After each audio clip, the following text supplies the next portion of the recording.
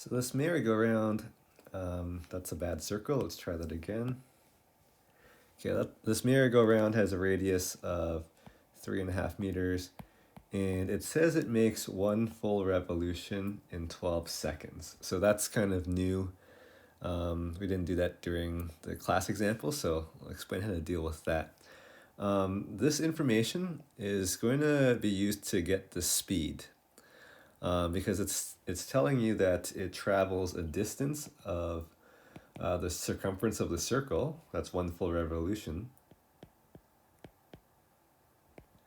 over a time of 12 seconds. And this is going to get us the speed, because the speed equals distance over time. All right, so the circumference of a circle, it's equal to pi times the diameter, or 2 pi r is another way to get the circumference of a circle. So calculating all of that, well, I won't really calculate it, I'll just kind of leave it like that. That's the expression for the speed of the rider on this merry-go-round.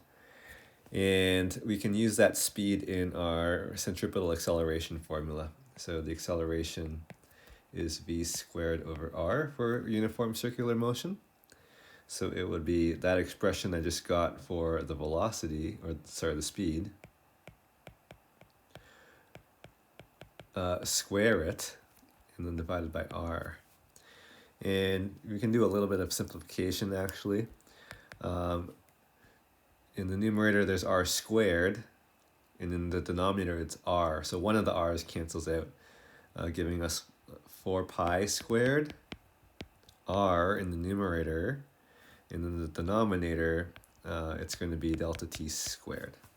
Okay, so that's just squaring out that brackets and then reducing one of the r's.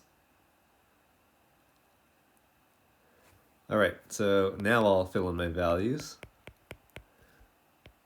The radius 3.5 meters, and the time of 12 seconds squared. All right, and then go in the calculator here.